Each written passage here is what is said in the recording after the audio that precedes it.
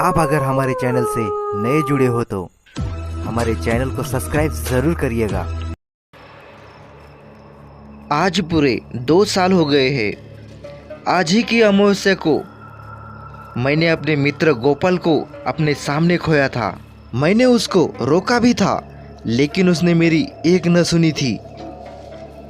आखिर उसे अपनी जान गंवानी पड़ी और मुझे भी अकेला कर गया। थोड़ा सनकी था मेरा दोस्त गोपाल, जान हथेली पर लेकर चलता था। चाहे किसी का कोई भी मामला हो, वह टांग अड़ाए बिना नहीं रहता। लेकिन दिल का बड़ा अच्छा था, लोगों की मदद दिल से करता था। आज से 2 साल पहले की बात है। मैं और मेरा दोस्त गोपाल, हम दोनों अक्सर समय समय पर घूमने के लिए बाहर जाया करते थे। अब की बार हमने छुट्टी लेकर कहीं जाने का प्लान बनाया। हमने तय किया कि हम इस भीड़ प्रदूषण से कहीं दूर जंगल में चलते हैं। हम दोनों ने सारा सामान बांध लिया और एक कार लेकर निकल पड़े। हम दोनों एक ऐसे जंगल में गए जहां पर जानवर का कोई नामो निशान नहीं था।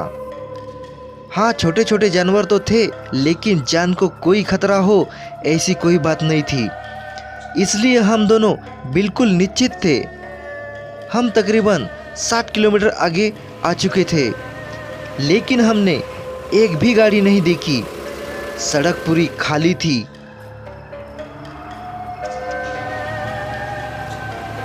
हमारी कार मानो हवा से बातें कर रही थी। हमने एक अच्छी घाटी पर जाकर कार को रोका। हमने अपना सारा सामान निकालकर घर बनवाया, फिर खाना खाया और आग जलाकर शराब पीने लगे। गोपाल ने कुछ ज़्यादा पी ली थी और टाइम भी ज़्यादा हो गया था। सुबह के 3 बज गए थे। अब हम दोनों सो गए थे। फिर हम अगले दिन दोपहर को 2 बजे उठे थे। गोपाल नशे के धुत में ऐसे ही सो गया था, इसलिए उसको कुछ खुजली हो रही थी, इसलिए उसे स्नान करना था। मैंने बोला, चलो मैं भी नहा लेता हूँ, हम कहीं पानी ढूंढते हैं। हम दोनों ने अपने कपड़े एक बैग में लेकर पानी को ढूंढने के लिए निकल गए। हम काफ़ी इधर उधर घूमे, लेकिन कहीं पानी नहीं मिला। मुझे लगा कि अब हमें पानी तो मिलने वाला नहीं है, चलो चलते हैं। गोपाल बोला, मुझे भी ऐसा ही लग रहा है, हमें वापस चलना चाहिए। वैसे भी हम बहुत आगे आ गए हैं। अब हम दोनों वापस लौटने लगे, लेकिन एक समस्या हो गई। फिर हम जिस रास्ते से आए थे उसका तो हम अंदाजा भी नहीं लगा पाए। अभी अंधेरा होने वाला था। हमने अंदाजा लगाया और मेन रोड की तरफ निकल पड़े, और थोड़ी देर बाद हम मेन रोड पर भी पहुंच गए। हम वापस घर की तरफ निकल पड़े, लेकिन हमको पता नहीं था कि हम उल्टी दिशा में जा रहे थे। थोड़ी देर बाद पानी की बोलने की आवाज़ आई, लेकिन अभी अंधेरा भी हो चुका था। हम किसी भी तरह अपने टेंट पर लौटना चाहते थे। पुल के पास पहुँचे तो वाह क्या मस्त हवा चल रही थी, ठंडी हवा। हम ठंडी हवा में पुल की रेलिंग पर बैठ गए। तभी दूर कहीं भेड़िए की रोने की आवाज़ आई। हम दोनों खड़े हो गए। गोपाल ठीक मेरे सामने था। तभी आकाश में एक बड़ा काला रंग का पक्षी उड़ रहा था और बोल रहा था, मानो वह हमें यह कहना चाहता कि यहाँ से चले जाओ, यहाँ रुकना ठीक नहीं है। मैंने गोपाल से कहा, यहाँ से चलते हैं गोपाल। गोपाल बोला, थोड़ी देर और रुकते हैं, यहाँ बहुत अच्छा मौसम है। तभी मेरी आंखें फटी की फटी रह गई। गोपाल के पीछे एक लड़की खड़ी थी। दूर से वह दिखने में सुंदर लग रही थी, पर इस तरह से अचानक देखकर मैं डर सा गया। गोपाल मुझे पूछने लगा, क्या हुआ? इतने में वह लड़की पुल की रेलिंग पर चढ़ गई और नीचे पानी की तरफ देखने लगी। मैंने गोपाल से कहा, देखो वह लड़की क्या कर रही है। गोपाल ने पीछे मुड़कर देखा, अरे वह तो आत्महत्या कर रही है। गोपाल दौड़कर उसके पास गया, लेकिन वह पानी में कूद गई। गोपाल अब उसको देखने लगा। मैं भी दौड़कर गोपाल के पास चला गया और उस लड़की को देखने लगा। वो लड़की चिल्ला रही थी और सहायता के लिए हमको पुकार रही थी। गोपाल ने अपना शर्ट निकालकर मेरे मुंह पर फेंक मारा और वह भी रेलिंग पर चढ़ गया। मैंने उसको रोका, उसका हाथ पकड़ा, लेकिन वो पानी में कूद गया। पानी में कूदते ही वह लड़की गायब हो गई। सोचा कि शायद लड़की पानी में डूब गई है, इसलिए गोपाल ने गहरी गहरी सांसें भरी और वह भी पानी में डूब गया। कुछ देर बाद गोपाल वापस बाहर आया। मैंने गोपाल को जोर से पुकार कर पूछा, क्या मिल गई क्या? वो बोला, नहीं मेरे दोस्त, अभी नहीं मिली। एक बार और गोपाल ने गहरी सांस भरी और एक बार फिर से वह पानी के अंदर गया। मैंने अपनी आंखें बंद कर ली और भगवान से प्रार्थना करने लगा, हे भगवान सब कुछ ठीक करना। तभी मैंने अपने दाई तरफ कुछ महसूस किया। मैंने अपनी आंखें खोली और दाई तरफ देखा तो मेरे पैरों के नीचे से ज़मीन खिसक गई। मैंने देखा कि वही लड़की अभी तो पानी में थी और अभी यहाँ पर कैसे बैठी है।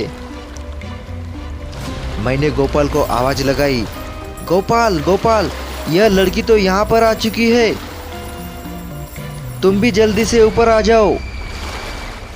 उस लड़की ने मेरी तरफ देखा, लेकिन अब की बार उसका चेहरा पहले जैसा सुंदर नहीं था। वह एकदम बिल्कुल भूतिया रूप में थी। मैंने गोपाल को पुकारा, यह लड़की नहीं है, यह तो चुड़ैल है।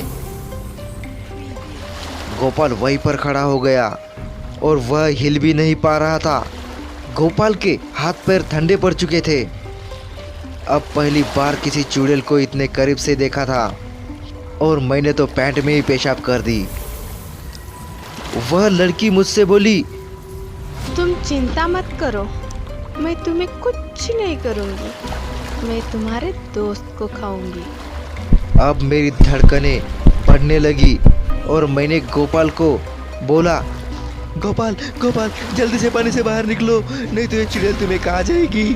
अब गोपाल के हाथ पैर बिल्कुल ठंडे पड़ गए और वहीं पर खड़ा रहा और एक बार फिर चुड़ैल लड़की पुल की रेलिंग पर खड़े होकर गोपाल के ऊपर कूद गई और गोपाल को पानी के अंदर लेकर गई और मैं ऊपर से चिल्लाता रहा, गोपाल गोपाल कहकर। कुछ समय बाद पानी से खून दिखने लगा।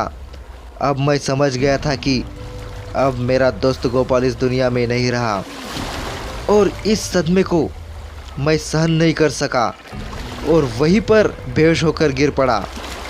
सुबह हुई तो मैंने अपने आप को 4-5 लोगों से घिरा हुआ पाया और जल्दी से उठकर पानी की तरफ देखा। मैंने देखा तो गोपाल की लाश पानी में तैर रही थी। मैंने गांव वालों से पूछा कि वह लड़की कौन थी। लड़की तो नहीं है, लड़की तो कम और चुड़ैल ज़्यादा लग रही थी, उसी ने मेरे दोस्त को मारा है। गांव वालों से मुझे उस लड़की के बारे में पता चला। उस लड़की का इतिहास 300 साल पुराना है। किसी राजा और मंत्री ने उस लड़की का बलात्कार किया था और यह बात धीरे धीरे पूरे गांव में फैल गई थी। इसलिए सभी लड़कियां उसके ऊपर ताना मारती थी, उसको छेड़ा करती थी। उसके पति ने भी उसको छोड़ दिया था। फिर वह लड़की अपने मायके चली गई। मायके में भी वही समस्या रही। उसके परिवार वाले और गांव वाले उसको जीने नहीं दे रहे थे। फिर एक दिन वह लड़की इस पुल के ऊपर आई और उसने इसी पानी में कूदकर अपनी जान दे दी।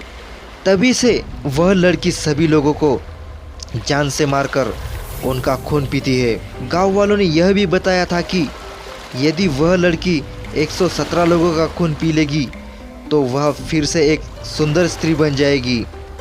इसलिए अमावस्या की रात को जो भी दिखता उसको मार कर उसका खून पीती थी। उस अमावस्या की रात के बाद वह लड़की फिर से वहाँ पर कभी नहीं दिखी। मेरा दोस्त गोपाल की मौत उसका आखिरी 117वां शिकार था। आपको ये कहानी कैसी लगी हमें कमेंट करके ज़रूर बताएं और आपके अपने SK the horror story channel को सब्सक्राइब ज़रूर करिएगा।